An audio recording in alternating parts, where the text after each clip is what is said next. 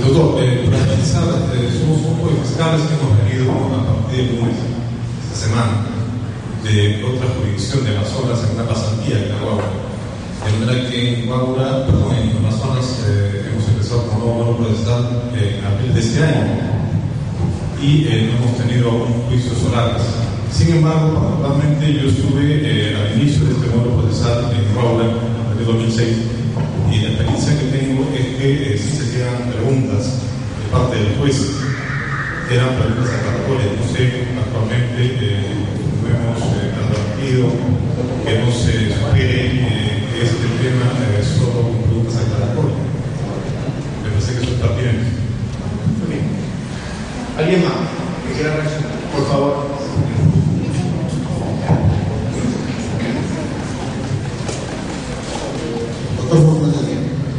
Bienvenido. Lo que indica el convenio efectivamente es cierto. Cuando entró en vigencia el Código Procesal Penal, ya hace algunos años en el Distrito Judicial de Guaura, tal vez por inexperiencia se advirtió de que la mayoría de magistrados hacían preguntas incluso reemplazando a los fiscales. Pero conforme ha transcurrido el tiempo, eso ha venido modificando, se ha venido cambiando para bien. Y lo que advertimos más bien ahora es que son pocos los magistrados que preguntan, y si preguntan son preguntas concisas y precisas. Creo que hemos mejorado bastante bien en ese sentido. ¿Cómo debería hacer esa acotación?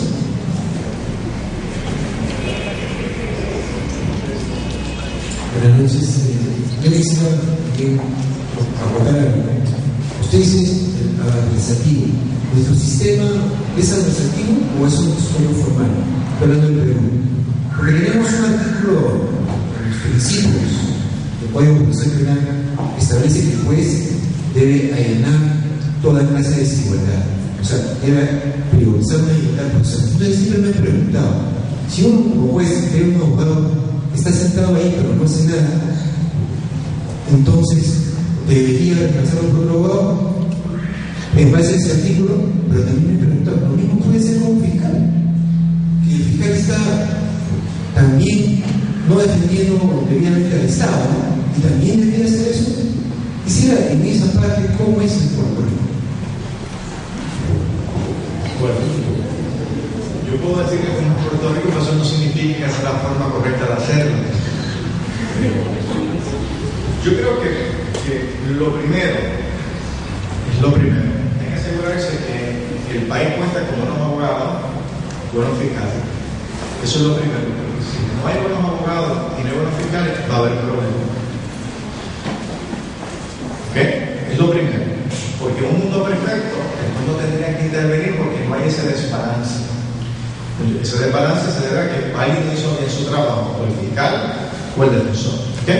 Así que eso es lo primero. Vamos a partir de la premisa de que el mundo no es perfecto y hay un desbalance evidente, ya sea por falta de experiencia, porque también uno no puede esperar que un abogado defensor de un año de experiencia tenga las destrezas necesarias para realmente hacer un trabajo excepcional en un caso de incendio, en un caso de asesinato, en un caso, ¿verdad?, muy grave, en comparación con cuando se enfrenta a un fiscal que tiene 10 o 15 años de experiencia.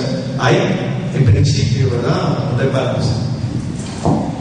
Yo creo que es una pregunta bien difícil de contestar con el que intelectual, porque para mí es fácil decir, no, el juez no debe intervenir, pero creo que está mal, no tiene que intervenir.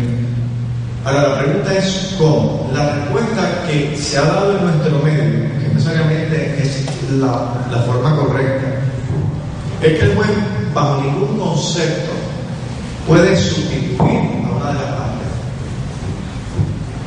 Si el fiscal no hace una pregunta que tiene que hacer porque es muy incompetente y no la hizo, el fiscal el juez en nuestro medio no está autorizado a hacer esa pregunta. Si la defensa hace una mala pregunta y propicia que su cliente salga culpable injustamente, pues el juez tampoco estaba llamado a intervenir. Claro, también tengo que hacer la siguiente salvedad. Recuerden que en nuestro medio hay jurado, por lo que la posición del juez es más limitante. Y por otro lado, tiene que ser más cuidadoso con lo que hace, porque el jurado puede pensar que por la participación excesiva del juez a favor de una parte, le está enviando un mensaje al jurado, que esa parte tiene razón. Claro, por eso yo siempre me gusta hacer la salvedad de la distinción. Cuando hay un jurado, el juez tiene que ser más cuidadoso porque uno no sabe cómo el jurado va a analizar o va a evaluar o va a considerar esa actuación del juez. Dicho esto, pues bueno, si el juez no puede sustituir, ¿qué es lo que el juez debe hacer? Pues el juez puede tomar algunas medidas, como por ejemplo, recesar, llamar la atención al fiscal, llamar la atención al abogado. Si no hay ningún impedimento constitucional,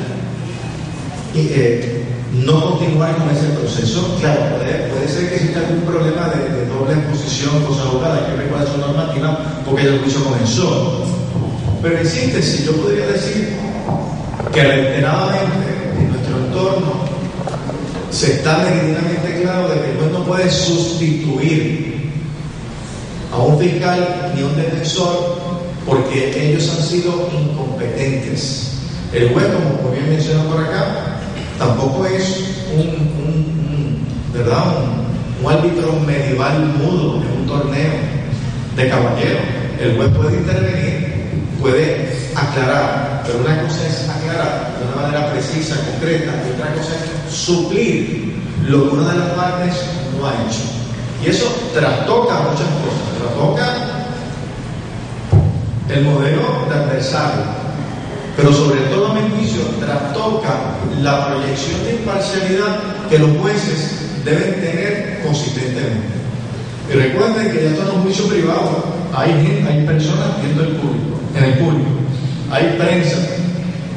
Una actuación indebida del juez, no indebida, una actuación que el juez entiende que es necesaria ante la deficiencia de uno de los operadores, pues el juez va a dar una buena intención, pero ¿qué va a pensar el público? ¿Qué va a pensar la prensa?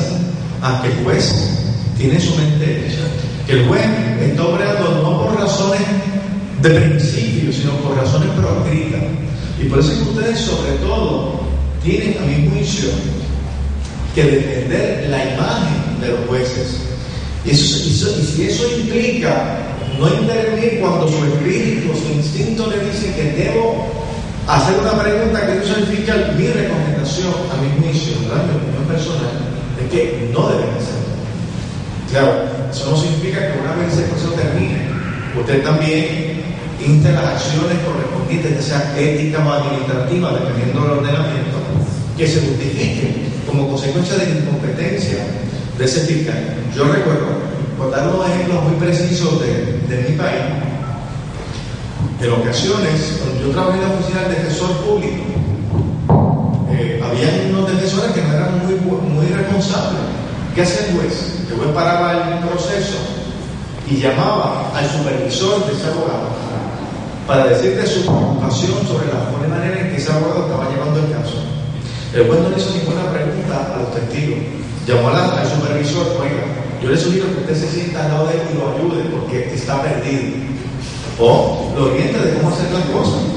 Porque siempre hay un supervisor y el fiscal pues también tiene sus supervisores. Y eso es muy funcional. Yo creo que eso no es simpático hacerlo, pero por lo menos eso, a mi juicio, puede preservar más esa proyección de imparcialidad que ustedes deben tener consistentemente. Y esa pregunta que usted hace es una pregunta muy típica, porque es el problema que se enfrentan los jueces. ¿Qué hago ante la incompetencia de una de las partes? Me cruzo de brazos, porque yo sé que voy a adjudicar y yo no quiero adjudicar mal, ¿verdad?